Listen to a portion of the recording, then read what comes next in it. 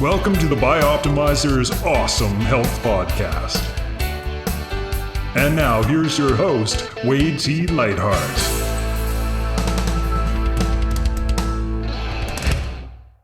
What if you could double your energy naturally without caffeine or stimulants in just 3 short months? It's not only possible, you can transform every aspect of your health if you follow the 12-week blueprint we've created for you in the Awesome Health System. The Awesome Health System is a free course where you receive a daily video lesson spanning the most cutting-edge secrets for air, water, exercise, sunshine, optimizers, mindset, and education. It's something most companies would charge hundreds of dollars for, yet you get it for free when you go to bioptimizers.com. To access your course, register to download the PDF report called 3 Phases of Bioptimization, which gets you access to the report and daily access to the first lesson in the 12-week, 84-day Awesome Health course. Good morning, good afternoon, and good evening. It's Wade T. Lightheart from Bioptimizers with another edition of the Awesome Health Podcast. And today we're going to talk all about detox and how you detoxify the body, some of the elements that you need to consider when going on a detox problem. What is detox, why it's important, some of the pillars that need to be implemented in order for successful detox, what could go wrong on a detox if you're not doing it properly, maybe the role of your liver, minerals, binders, and maybe how often you should consider doing detox. And today we have a special guest, Adam Parker, who is a detoxification expert, speaker, and the host of the Ideal Day podcast. And after his multiple health conditions defied diagnosis, he searched for nearly 5 years for answers. And the answer came in the form of root cause of healing via detoxification of the body. And of course, we met a number of times around the globe, and today he joins us from Europe. You're in Europe today, aren't you not? Hello, Wade. Thank you. I'm in London. Yes. Yeah, that's what I thought. So we connected recently. I think it was not that long ago over in the London Health Optimization or biohacking conference. I forget which one it was. I forget the name of it. And it's an instant connection. And so we finally been able to coordinate the times so that he could join us today on the podcast and talk all things detox. So Adam, welcome to the show. Wade, absolute pleasure to be on. And yeah, we really hit it off. And actually, I think we were sat next to each other at the VIP dinner. So we had a whole evening just to chat, and it was great to connect. And yeah, really happy to be on the show. Thanks for being here. I guess maybe you can unwind your journey, kind of like fill in the blanks, because I brushed over it gently. We can get into how detox became a critical component of your journey to health and wellness. How did that come about for you, and what were these diagnoses that no one knew what the hell was going on with you? Yeah. So my story started over 10 years ago. And really, I went from living in London. I was doing what you guys would say the corporate America thing, but we don't really have a term. So working for the corporate sphere and living London, burning the candle at both ends. And what felt like overnight, but when like Steve Jobs say, when you connect the dots, there was blatant signs I just ignored. But what felt like overnight, I just started getting symptoms that I couldn't shake off. So my digestion completely tanked, went through the floor, couldn't eat anything without digestive distress. I was down to a handful of foods. My anxiety was on another level. And this was before mental health really became a narrative, because sometimes what you tend to find is when something is just so obvious in culture, then eventually there's talk about it in the mainstream channels. So now there's loads of awareness around mental health, but not much what do you actually do about it, right? So this is before that even happened. So when I got anxious, I didn't even know what it was. I just thought, am I going crazy? Like I couldn't be around certain people or certain environments. I wouldn't want to leave the house. So this was all happening. But the weird thing is, when you get these different symptoms, you always find like coping strategies. So I was able to kind of deal with it in weird and wonderful ways. But the straw that broke the camel's back for me is when my hormones completely just fell through the floor, uh, and that being my testosterone. So let me put it this way, Wade. I went from a hearty young lad with a decent enthusiasm towards women to absolutely nothing. And actually quite the opposite. I mean, literally not even wanting to leave the house. No confidence. I wasn't able to put on muscle. And I had my blood work done, and I had the testosterone of an 80-year-old. So that's when I really thought, okay, this is something that I need to look into now. When all that happens, so many things change on so many levels. So, we were talking before we press record about self-image and self-identity. Like, my identity was front of house, confident guy. That was completely gone. I mean, it completely shifts your personality. And I hear this so often. People feel they've lost themselves when they're really unwell. And I'm like, no, you haven't lost it. It's there. It's just not having the opportunity to express itself. So first option was allopathic. That's what we're conditioned to do, go to the doctor. And really there were, band-aid solutions. Here's another thing. My hair was falling out. I had patches of bald on my head. But again, I had short hair, so my coping mechanism to shave my hair. It's fine. So it was steroid cream for the hair. It was an antidepressant on a low dose for the anxiety. And I knew back then that's not really the solution. But I took the steroid cream. So like, you know what, I'll barter and I'll take the cream. And actually it worked, but it was patching over a crack, right? And it was getting worse. More hair was falling out. So then I ended up just Googling and researching, and that sent me to the holistic realm, which is deep, right? And it's a rabbit hole that keeps growing. And that's where I stayed for a long time. And I would say this before I jump into what solved it for me: all of these different modalities have their place and they have their value. Functional medicine, holistic medicine has its value 100%. But I was only getting marginal gains, and I was consistently on a litany of supplements. I was doing all the biohacks that existed.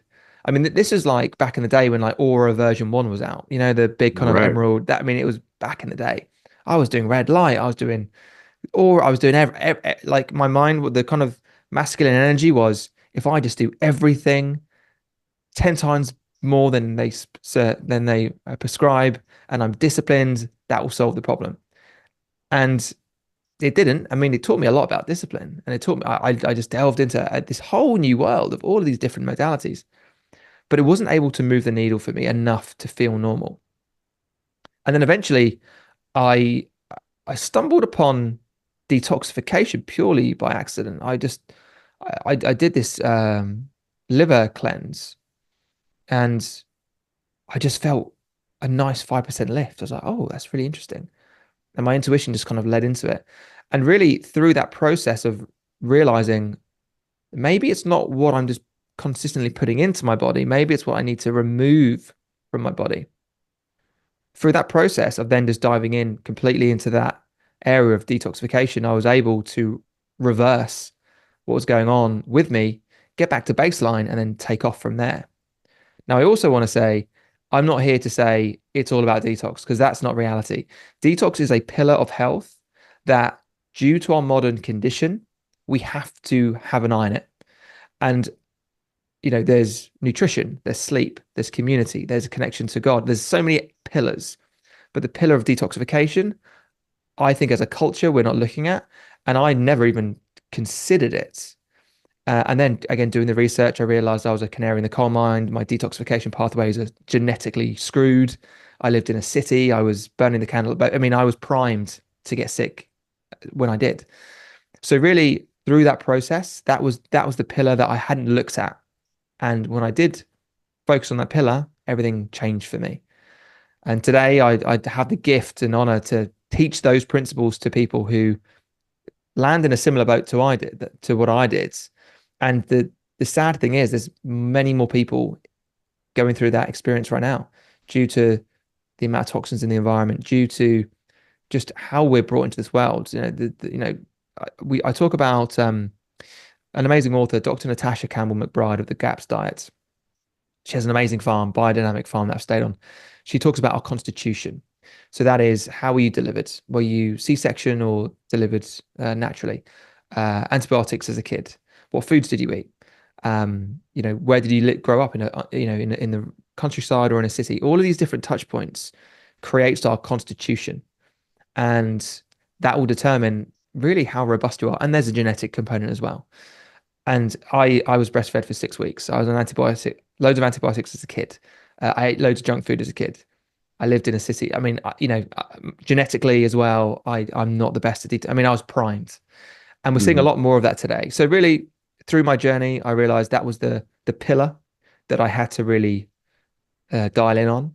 And as I said, more than ever, just the world we live in, the toxins we're exposed to, this is something that I feel everyone has to really dial into to varying degrees, because some people might have to, the granny who smokes till she's 90 and has no problem. Detox pathways like a champion, right? Whereas others may not have that privilege. So it's something that we all need to do to varying degrees. But that for me was what turned the corner and got my life back, and things started to wake up again, which was amazing. Yeah, really cool. I can relate. At a similar journey. I was all in the bodybuilding world. It was all about what you put into your body and what you subject it to. And then when I had that epiphany after the Mr. Universe contest, where I just was exploded in weight and felt terrible. And I was like, oh man, what's going on here? And I got introduced to the concept of detoxification. And of course, for our listeners, this is an element that is lost, I think, in the population as well as the medical community, is that your lymphatic system is 3.5 times the volume and size of the blood system. Now, everybody's gone for a blood test. Very few people have gone for a lymphatic test. In fact, in my own university career, there was absolutely zero focus on the lymphatic system. And for our car aficionados, when you build up the engine in your car, so everybody's oriented in, hey, how do I perform? How does my car perform? Is it fuel efficient? Has it got a lot of power? Is it whatever that is?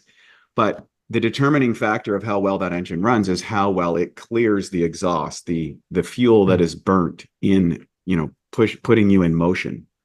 And today, the reality is not only are the engines not subjected to the stimulus to build them up, if we're talking from a physical body, but the fuel that we're putting into the engine is subpar. And if you put subpar fuel into any engine, there is a residue that builds up. In the old days, when they had carbon, you'd say you have to go burn the carbon out of the carburetor. Now we went into fuel injection and stuff, and all of the gains is precision of fuel and the efficiency of clearing that fuel out of the system. That's why they add more valves to the car. That's why they have dual exhausts on cars, all of these elements to get the waste out. So you brought up another piece that I learned later on when genetic tests became available, was I too have suboptimal detoxification pathways, which means the biohacking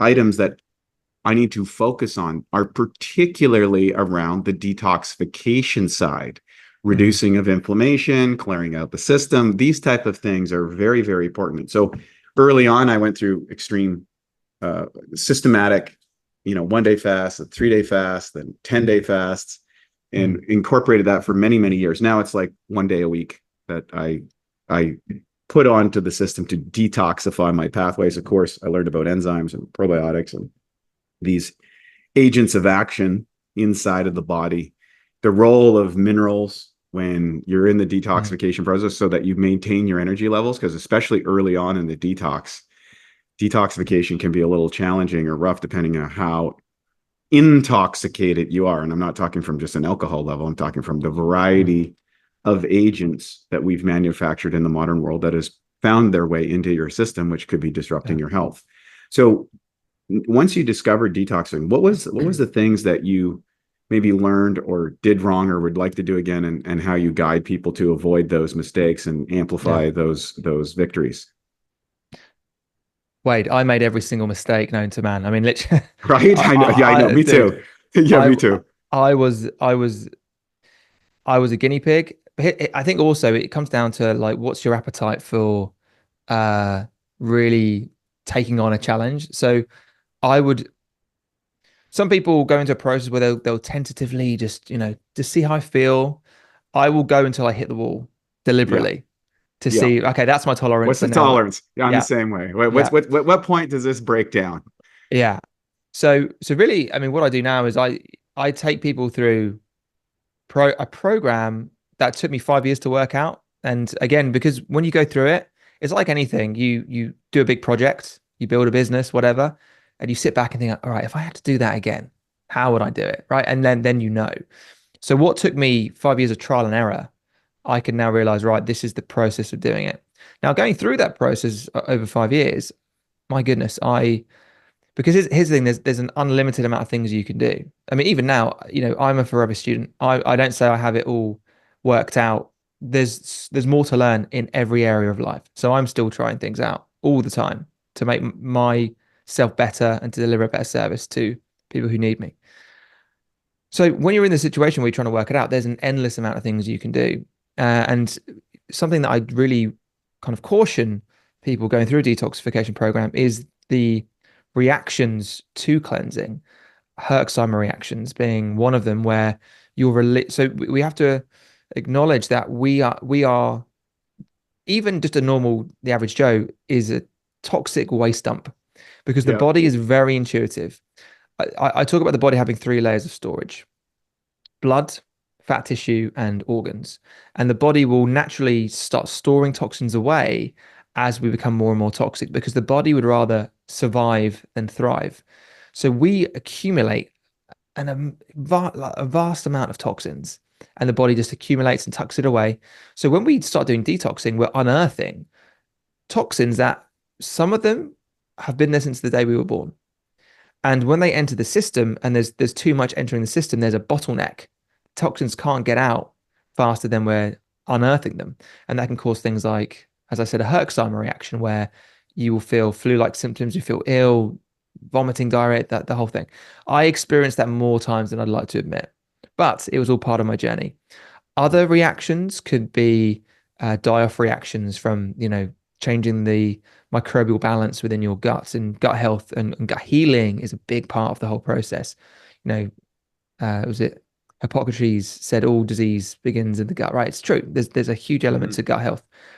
Something that I found really fascinating that people don't really understand till they go through a detox is what I call retracement reactions. So retracement, and this especially happens when we do liver cleansing, is where as you're unearthing layers and peeling back layers of the onion on different parts of the body, you start to unearth old symptoms that you had years ago.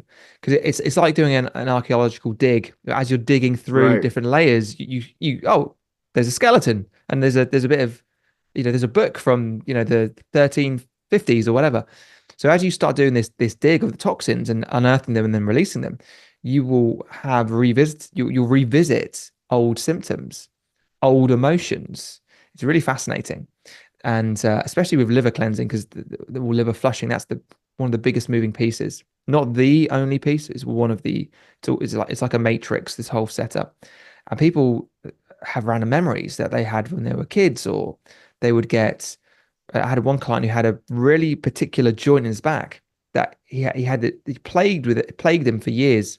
Hadn't had it in about 4 or 5 years. It came back. And he was like, oh my good. And I was like, look, keep cleansing, it'll pass. You're unearthing things on an energetic, emotional, spiritual level. So they're all the different elements of what can come up going through a detox. Now, when you know what you're doing and there's a pathway to go through, you can minimize that hugely. One of them being binders.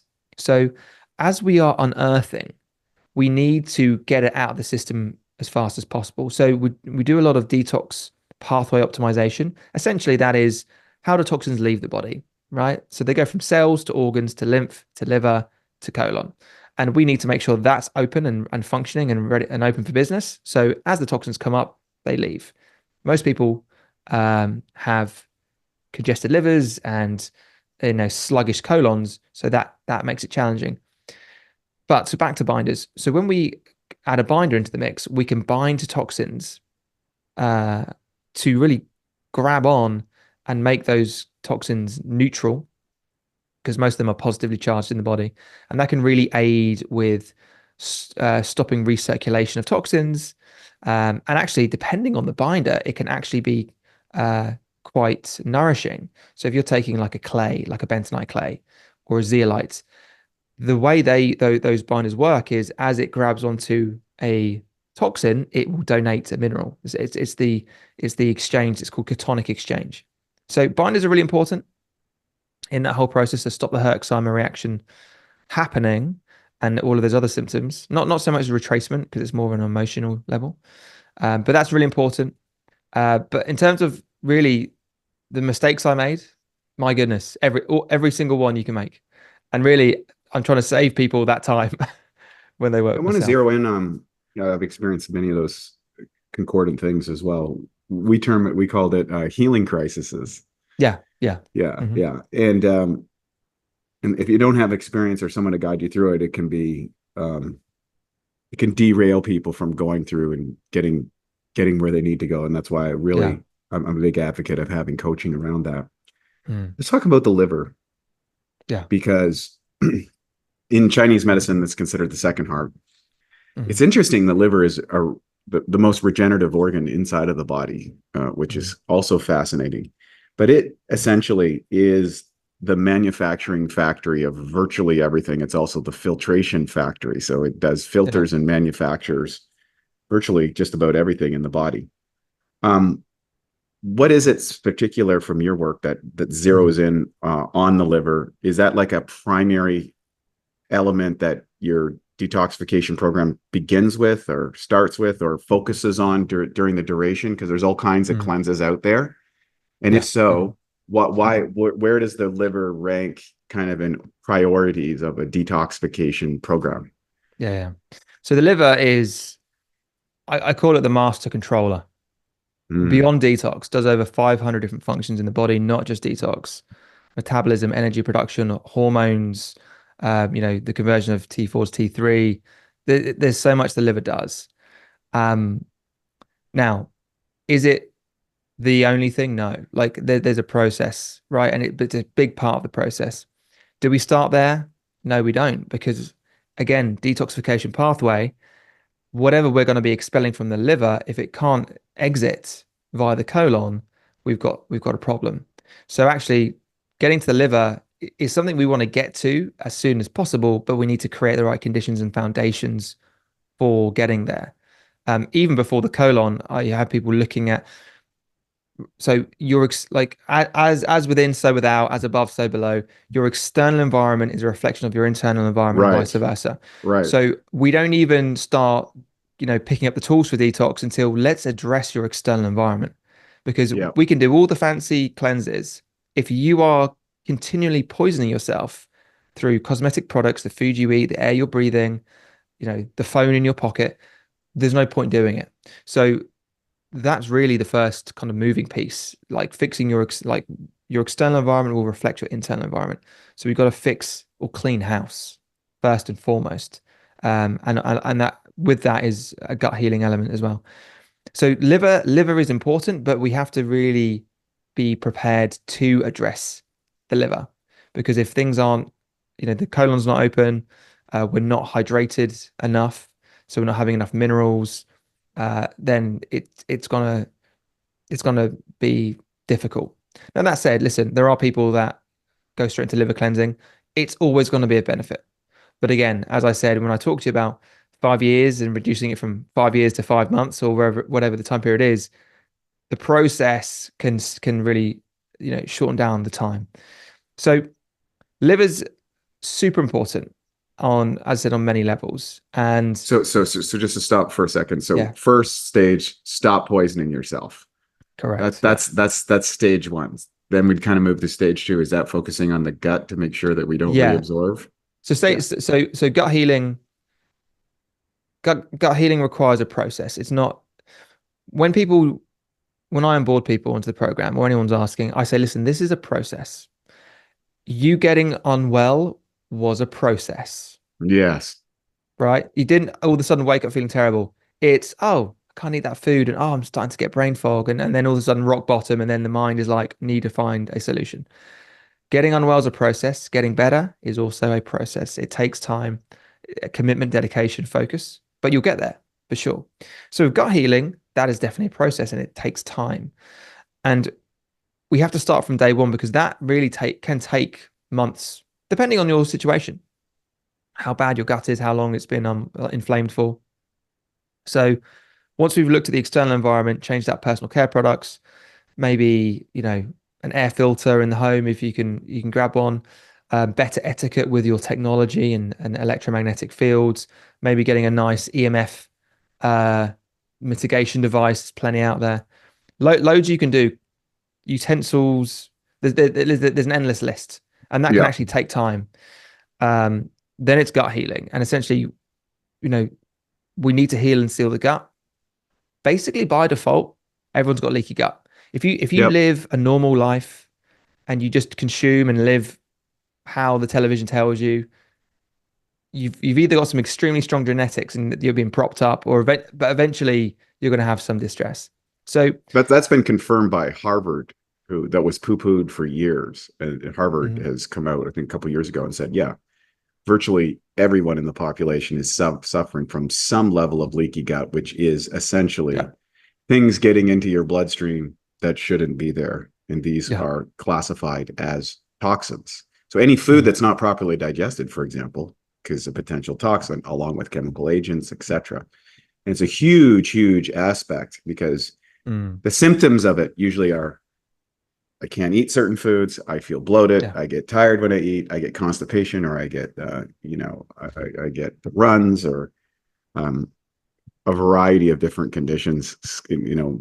As it accelerates, you start getting skin issues, which are a good reflection. So all depending on the degree of toxicity is going to be the series of things that goes on. I'm glad to hear that you're working on the gut. It's an area that I had to focus on.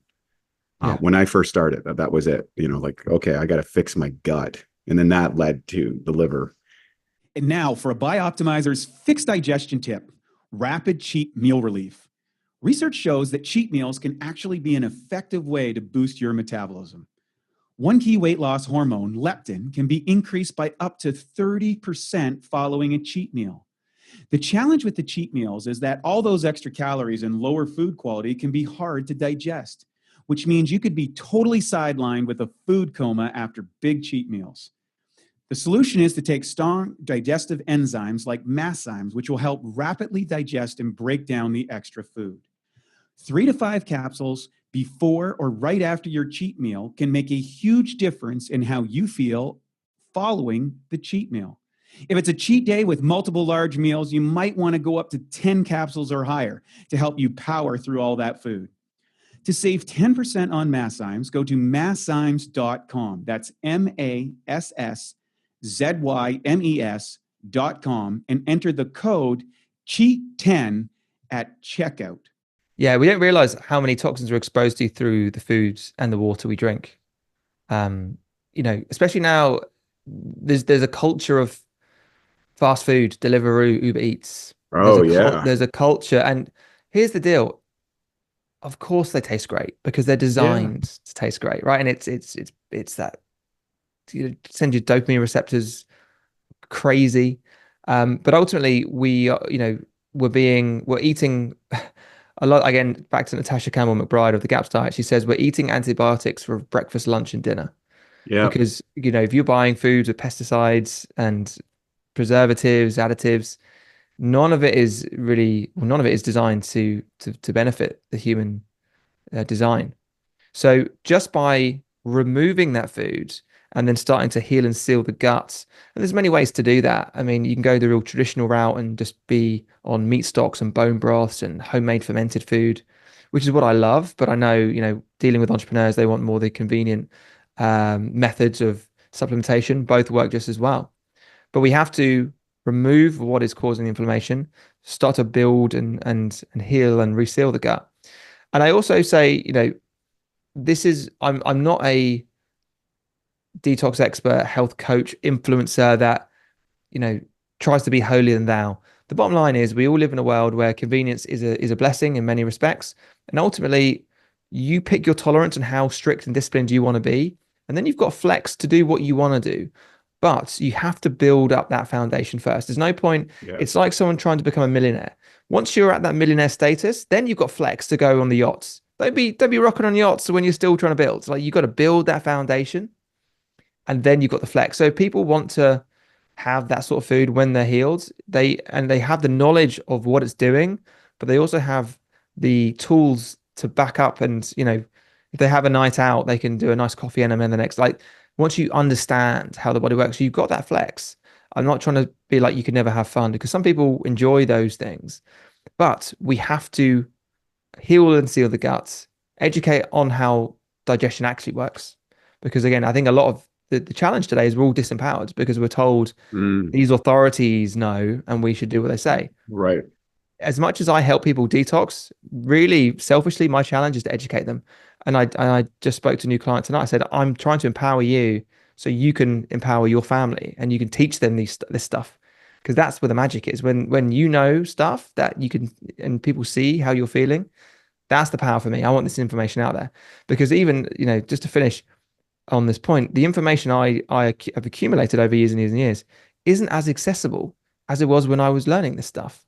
Very short example, coffee enemas. When I was learning coffee enemas 10 years ago, YouTube, there'd be loads of kind of semi-health coaches, like, this is how you do it. And now that's all gone. It's these kind of pseudo doctors in their scrubs with their condescending tone of, we're the authority and don't be doing silly things like that. Like, yeah, it's all completely just down the listing by design. So I'm trying to just get this information out there because it's not as available as when I discovered it. So that's a very valid point. I want to just point on that.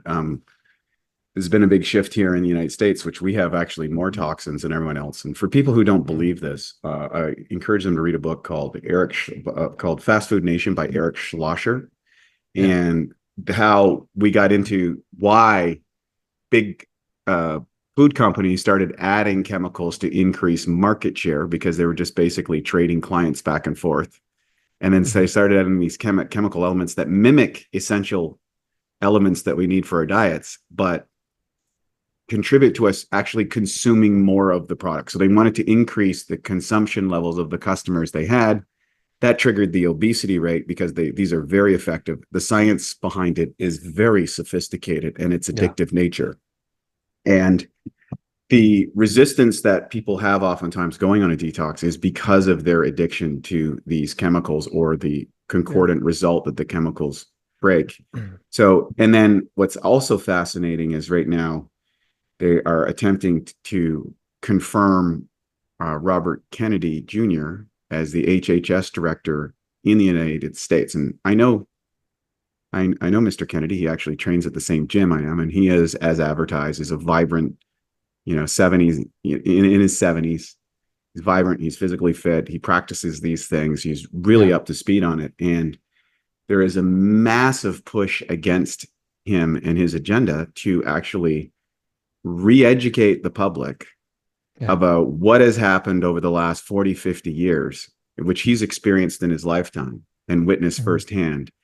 And part of that element is the control of narratives.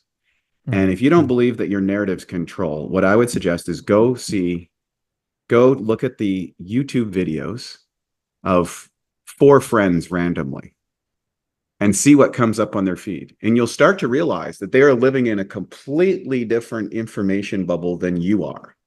And so we tend to think of what comes in on my phone is the truth, it's reality, this is my paradigm.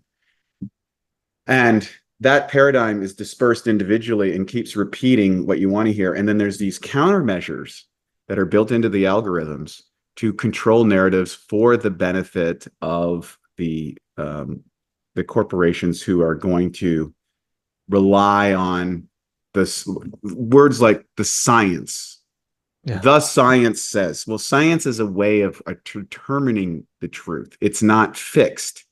It's a process, not an outcome. That's the first thing. So if somebody says the science says, and you mentioned that, I think that was really powerful, the condescending tone of, a very solemn and highly credentialed individual in a position of authority, controlled by a government agency and a government system and a board of directors that allows them to stay within a very narrow line. And if they want economic goals, they have to tout a certain line in order for them to produce more revenue for themselves, because oftentimes our most educated are now the most constricted to the general population. So it's just a little caveat for those who aren't up to speed on the what's happening on the internet. I've witnessed it in my life. I grew up before the internet and I saw it come in and all the benefits of it, but then also liability. So I'm glad you brought that up, that you're right. You know, I don't think about that, but you're absolutely right.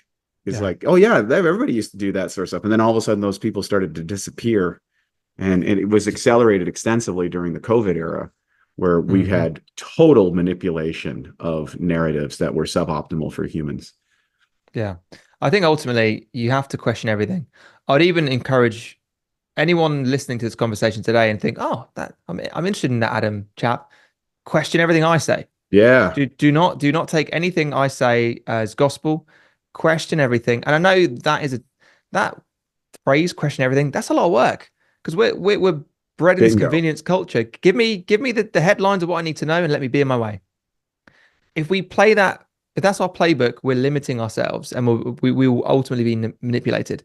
So as much as it's inconvenient, we have to really do our own research, tap into our intuition. What feels right to me? Like that's a bigger sign than anyone I can think of. How is it resonating with me? How am I feeling on this information or this narrative being pushed in culture? That's a big sign. But yeah, it's an interesting world we live in now, Wade. Trust me, it's this information, and who's that guy? His name's like Hury something, wrote that.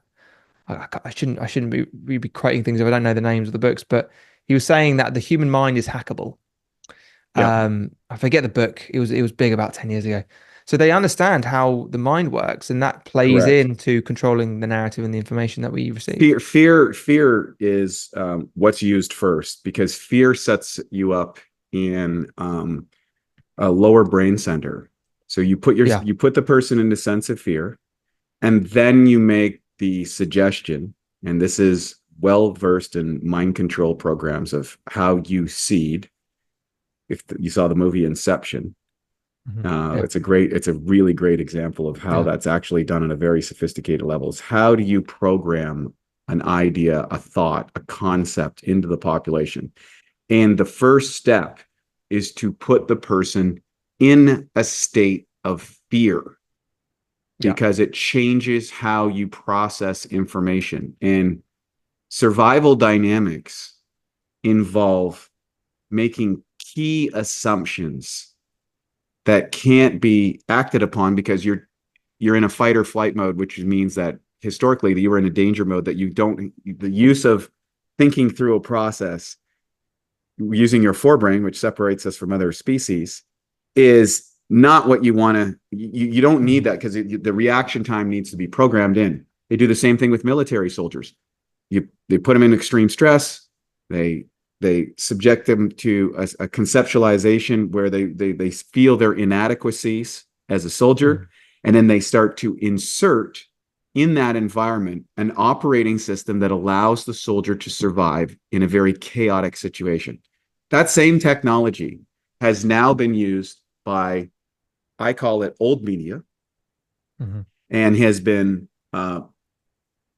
leveraged by new media. We're in the middle of a media change in the world. We went from, ecclesiastic religious doctrine to the printing press to radio to television, and people call it the mainstream. I don't call it mainstream now. I call that old media. And we now have new media, which is extremely robust, but we have the old media guard who had control of the narrative and could direct people, now are trying to implement. And I'll call this out. There's a clip on the internet with Hillary Clinton saying, if we don't shut down these internet people from communication, we lose control of the narrative. I mean, here's someone that's been in the political environment, the big big politicians, regulatory agents, international law. Like, there's no one who is well versed, and she's articulating we. I don't know who the we are that she's referring to, but she's definitely saying that we has control of the narrative.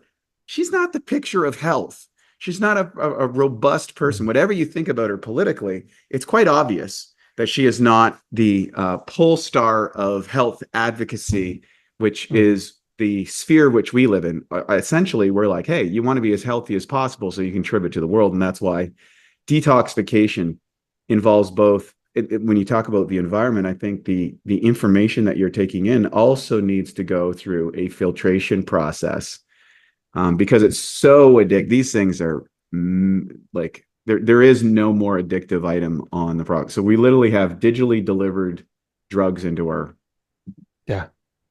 consciousness. I tell you how disciplined we are in my family, in my household, to the point where, we were talking before we press record. I've got a young son, 16 months old. He's now he can't talk. He's giving instruction. Like, if he wants the music on, he'll point his finger towards the radio. So we play the radio, and we play like old, like there's a here in the UK, there's a radio station called Magic FM. It's all classic, like old classics. And I love them because that's, again, before music was manipulated, right? It's just good, decent music, feel good music. So we're so disciplined in my household on what information comes into our mind. When it's breaking for the news, we turn the radio off every single time. We won't even engage in it passively going into my brain whilst I'm like chopping the carrots. It's not going to happen. So we literally, whatever we're doing, if we're in the car, as soon as the music for the, get its programming, the music's coming on, the uplifting music to signal the news, turn it off. Because whatever it is, I guarantee you, I'm not going to leave that little clip feeling good. I'm going to be annoyed, anger, shame, guilt, all those low vibrations on a David Hawkins scale of human consciousness. Right. That's where I'll be. So, as I said, my passion is detox and health. But part of that process is understanding how the mind works, belief, having faith, even energetic healing. So healing the energy body is something that I'm not an expert in, but it's been part of my journey, and it's something that I recommend, depending on the individual. If there's trauma, that can add to the wider picture of, how you are in your overall health. My job is to cleanse the meat suit, but it's everything is connected, right? Yeah. So it's this whole thing, everything is connected in some way, and the mindset is so important when it comes to health. Yes. So the body is a bioelectric field. And of course, if you understand a little bit of physics, all electricity creates a magnetic field, and all magnetic fields create electricity. So there is, by rational deduction, is like, oh, well, I'm an electrical being, and therefore I obviously generate a field, as well as a field will generate electricity. And that electricity is interpreted as electrical impulses in our brain that determine our state of being, our relationship with the external environment, and how that is interpreted by our internal environment. And any frequency disruption in that, and we can have feedback. Everybody knows what feedback on a mic is like. Well, it's no different inside the biology. And I'm glad people are now that the plus side about Wi-Fi and satellite and stuff is that when I started talking about this stuff before that was readily available to the population, people thought, okay, this guy just took a long walk down Lulu Street. And now the good news is people are much more aware of, oh yeah, there's invisible things going around the world that interprets data and information and stuff. So it's a little easier of a sell now. Of course, we have to deal with the consequences of being living in a sea of these frequencies that may be suboptimal for the health. So let's dive into the liver. So you got the liver. Are you doing specific liver cleanses after the gut, or so you do something? First, it's the environment, then you're healing and sealing the gut, and then you go into liver. Then we go into the colon. Okay. So let's get into that. Yeah, sure. So colon health is so important. The small and large intestine can get built up with a lot of fecal matter, mucoid plaque. If no one knows what that is, give it a Google. Essentially, it's a tar-like, rubbery, can be many colors. It's mainly like dark black color that congests the organs. We talked about the three layers of storage: blood, fat tissue, organs. Eventually, our organs get congested with these different elements. Now, in a weird way, it's the body trying to protect us, as silly as that sounds. Why would we have mucoid plaque? Well, in a way, it's a body's defense mechanism to, again, siphon these toxins out of circulation to survive. But surviving isn't thriving, right? So we're Correct. wired to just stay alive. So a lot of people are constipated. A lot of people, again, if you read as you said, the old media, you know, if you poop once every 3 days, that's normal. No, it's not. That is not normal. Like, but bare minimum is once a day, bare minimum. There are some people that say with every time you eat, you have a bowel movement. For me, it's, that's great. But if you're going once a day and it's healthy and it's consistent, and the stool is of good form. So just check out the Bristol stool chart. You'll know which one. There's 8 different versions of stool. You'll know which one is yours. So we have to really start with the colon, because if we are not regularly going, when we detox, we are just going to recirculate those toxins, because the main exit point is the colon. Now, yes, we can sweat out toxins, and a lot of the reasons why people have skin issues is because if the detox pathway is unoptimized, it's got to get out somehow. So it will push itself out through the skin. Our breath is actually another way to detox as well. So bad breath is more a microbiome issue. So we have to start with the colon, and now there's so many amazing ways to colon cleanse. I'd say the most kind of well-known and historical version is enemas. Goes back to the Egyptian times. And actually, before the current medical paradigm was put in place about 120 years ago, there was actually quite a lot of studies on the benefits of doing enemas, especially water enemas. I mean, reverses schizophrenia, for example. Loads of really solid research on enemas. But primarily, cleansing out the liver is to make sure you're going regularly. And there's other ways to fix it as well. Obviously, the dietary changes and hydration as well. Hydration is another big factor when it comes to regular bowel movements. But one thing I really love to do is getting these mucoid plaques out of the small and large intestine. It can help lower inflammation, increase absorption of nutrients, generally just improve overall digestion. I remember one of my clients, he was from Northern Ireland, so I tried to do my best Northern Irish impression. And he's talking about his inflammation, and he's like the watermark of my inflammation's from there to there. So the watermark. So there's a flood and there's like a watermark. Yeah, He was saying just doing a mucoid plaque cleanse, his inflammation went from here to here, just by cleansing out the colon. So for anyone who's interested, there's many ways to cleanse a colon. Like the traditional way is just do a load of colonics, which is costly, time consuming and expensive, but powerful. Check out the work of a product called Zen Cleanse. They're very good. They're an enzyme-based therapy. And basically, these are enzymes that have been fermented in laboratories with Buddhist music pumping out, because they get the whole vibration thing. And those enzymes, you high dose, it's a very specific high dose enzyme protocol for one day. And it basically goes in like Pac-Man and eats the plaque off the walls. And the next day you release them. There's many different products, but I like that one in particular because it just gets the job done. And again, I'm shortening years into months. Yep. But once we clear out the colon, so much happens. Digestion improves, absorption of nutrients improves, bloating goes down. You're feeling better and more energy because things are just leaving you in a timely fashion versus being blocked up and constipated. So yeah, colon's important. Just to comment on that, when I got into that side of cleansing early on, I remember being on a 10-day water fast, and I was using a high dosage of enzymes and probiotics and some of the binders you were talking about, etc. And I remember on day 10, I was still excreting what looked like the spin-off tires that you see on the Yeah. highway from transport trucks and stuff like that. You see these kind of Yeah. things. Like that's what it looks like. And you're like, okay, wait a second. I haven't eaten in 10 days. Yeah. And there's still stuff coming out of me. That was maybe one of the most shocking discoveries that occurred to me in in the power of consistent cleanses Yeah. and if Yeah. its efficacy. So that's it's a mind blower. And Mm. sometimes people start cleansing. They say, well, I haven't felt that or haven't got that yet. Believe me, it's probably there. You just haven't gone deep enough to get to experience. So I'm glad that you have referred to a product that can help people in that process. That's great. Yeah. Thank you.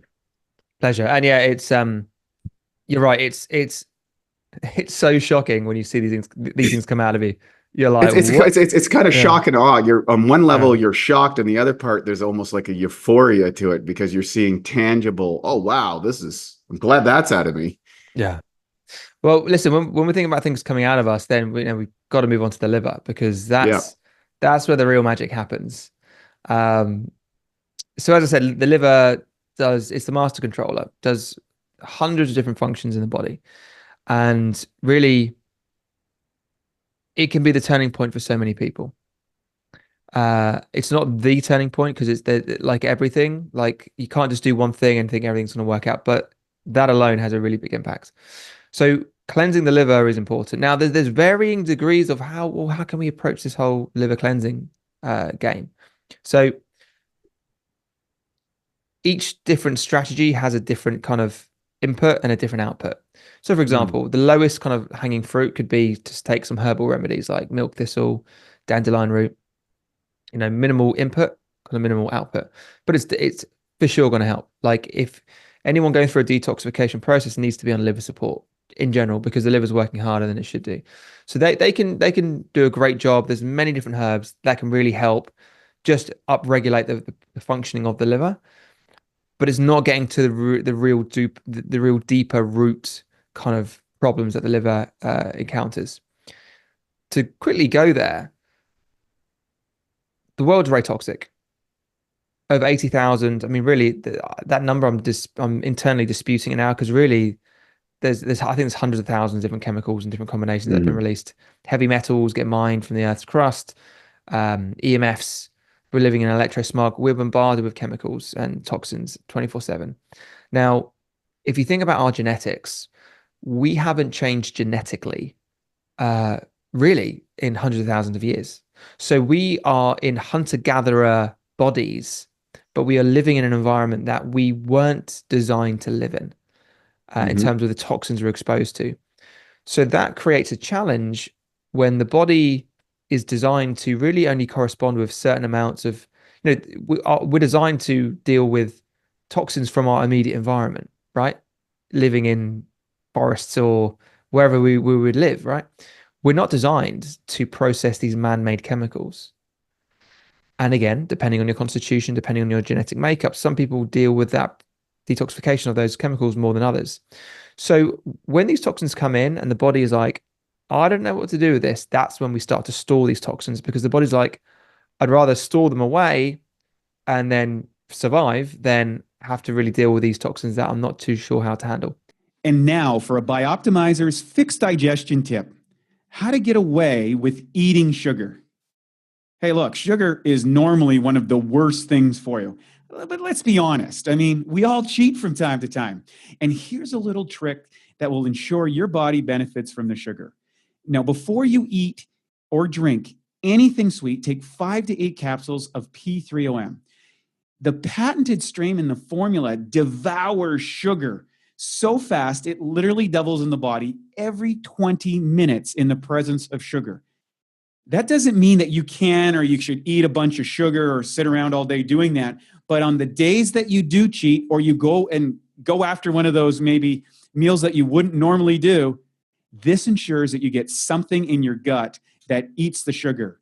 And it's not going to feed the bad guys or spike your blood glucose nearly as much. So to learn more about P3OM and its sugar-devouring and protein-digesting properties and how it can transform your gut and metabolism, go to www.bioptimizers.com. Thank you for listening to the Bioptimizers Awesome Health Podcast. You can find more information at bioptimizers.com.